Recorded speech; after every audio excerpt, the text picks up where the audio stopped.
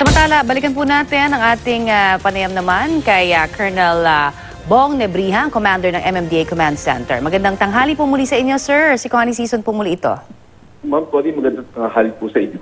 Tutuloy ko lamang po yung ating usapan kanina. No?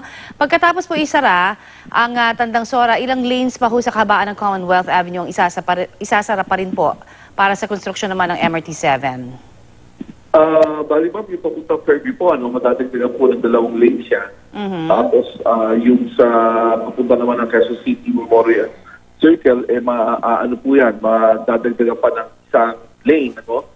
So, ibig sabihin ma'am, 3 lanes po mababawas sa buong kahabaan ng area ng Commonwealth Commonwealth at po sa Tandang Sora. Ano po ang ating mga susunod na hakbang, traffic plans po para naman na hindi ho magbuhol-buhol ang mga motorista dyan? Ma'am, kaninang umaga, nakita namin na medyo maganda po ang dalo. Unang-una, yan na nga po yung pagpatay ng traffic light dyan. Yung mga baybay ng east at westbound ng Commonwealth, dire-diretso na lang. Right. Pero nagkaroon kami ng problema sa mga commuters dahil nga po yung dati na naka-stop sila dyan, pwede sila sumakay, pwede sila magbaba. Ngayon, hindi na po nila pwedeng gawin dahil dire-diretso na po yung traffic. Right. Kaya yung mga pumapara kanina na hindi po namin pinapayagan, medyo nagalit nga po sa mga traffic enforcers natin. Nonetheless, this is the lack of signages, I guess. So, nakipag-ugnayan po kami sa EEI kung pwede maglagay ng malalaki signages talaga ng loading and unloading zone. Para sa ganun, ito po ay abiso para sa mga drivers and at the same time sa mga commuters na hindi na po sila pwedeng sumakay at bumaba sa dati nilang pinapabad sinasakayan. So anyway ma'am, maganda rin po yung resulta ng mga alternate routes. Bagamat may nakita kaming mga medyo nagbabakasakali pa rin na sumuhay ng mga ng illegal parking. Nakita nga po namin yung talipapa, wala na nga po yung mga extension nila palabas ng railings, pero yung mga sasakyan naman po, ang ginagawa nila ay parang drive-thru. So, papark sila doon, nakahasard, hindi sila bababa ng sasakyan, iaabot nila yung listahan doon sa suti nila, pag nakompleto na, i-deliver po sa sasakyan, naka-illegally park pa rin po sila doon. Sir, so, yes, go ahead, sir, go ahead. Kaya po kanina, nanigit po kami doon at pinugaw po itong mga kababayan natin na huwag samantalahin, lalo-lalo na po kung kakaunti na nga lang po yung mga traffic enforcers namin at yan pa ho, nakaharap pa ho sila sa kalsada, may U-turn pa ho dyan na binabalak po namin saka.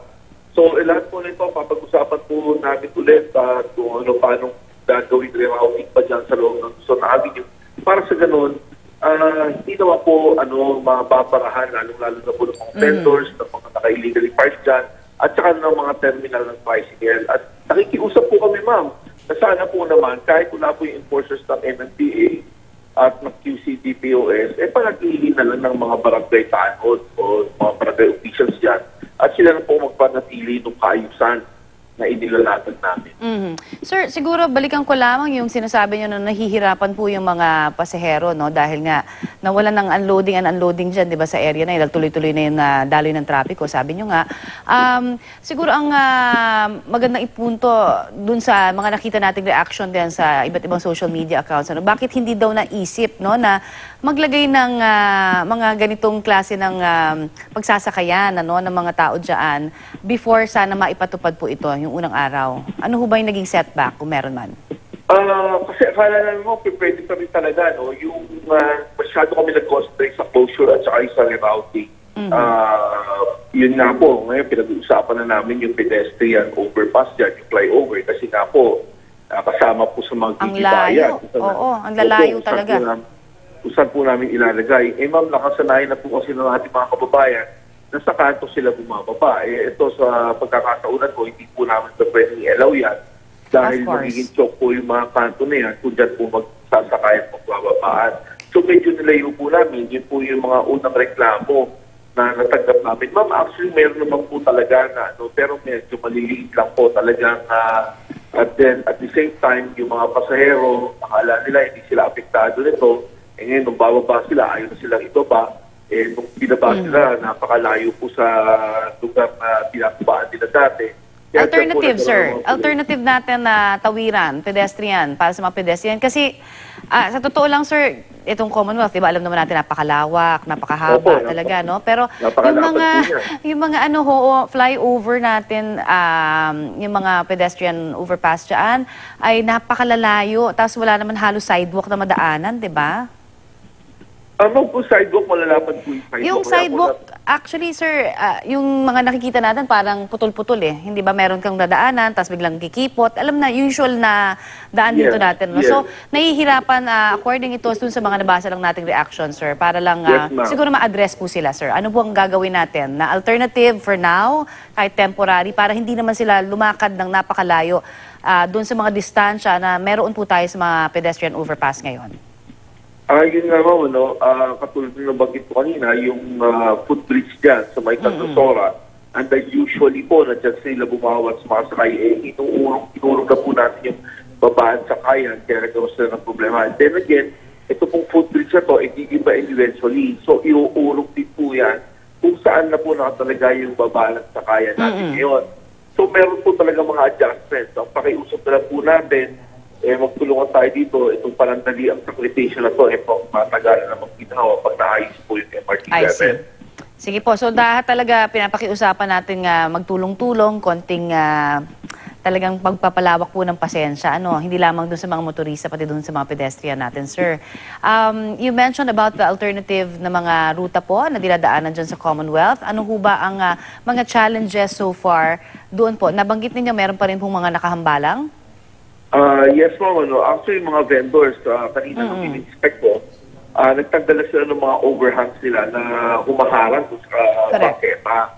So, that is good development. Pero then again, sa ilalim po ng flyover ng Luzon Avenue, meron pa rin po yung mga tindahan doon. Kaya ngayon, alauna naman, makikipag-usap po ako sa chief of staff ni Mayor Herbert Bautista kung pwede po namin talagang tuluyan ng tanggalin yan. Pati yung mga tricycles na nagte-terminal doon, yung mga koloro po, nagawa naman ng paraan at wala na kanina, pati po yung mga terminal dahil nandun naman po talaga yung presensya ng ating mga enforcers at mga QCDPOS. Ang isa pa sa mga challenges naman sa Luzon Avenue, yung papunta na po ng Sapagita Avenue, yung daan po dyan, ikakagawa lang, nagkaroon na po ng piping overlay dyan pipe overlaying dyan sa may Luzon Avenue, kaya medyo nabakbak at nasira po yung kalsada. Na pilit po namin pinapakiusapan yung DPWH at saka yung DPs kung pwede po madaliin. Para sa ganun, pag nagpasukan na next year, itong taon na po ito, pag nagpasukan na after the summer, gawa na po ito at mabigyan ng alternatibo yung mga kababayan natin na magagaling sa Norte, sa Purview, at tatawid ng Luzon Avenue papunta ng Katipunan. At yan po yung mga eskwelahan na alam naman po natin, napakarami. Meron po tayong UP, Miriam, Ateneo, malalaki po universidad yan sa Katipunan. Dahil may mga karamihan din po ng mga estudyante galing sa Purview. Opo. So, MMDA website po ba, sir, makikita yung mga pwedeng alternative routes dyan? Palagay ko po, na-upload na po ng digital media group namin yan. Hindi ko pala po na-check yan. Okay. Pero part of the public information namin naman po namin, sinagawa naman po namin yan. Alright. So, palagay ko po i-upload na po nila yan. O na-i-upload na po nila. Thank you so much, sir, ha? And we wish you well. Sana ho maging maayos lahat ng mga kinakailangan pang solusyon para sa ikagiginhawa ho ng ating mga commuters at motorista. Maraming din po, Ma'am Connie, at salamat po sa inyong programa sa patuloy na support nyo sa pag-inform po namin sa publiko ng mga polisiya na ginagawa po namin sa MMDA. Maraming salamat po. Thank you rin po. God bless. Yan naman po si Colonel Bong Nebriha, ang commander ng MMDA Command Center.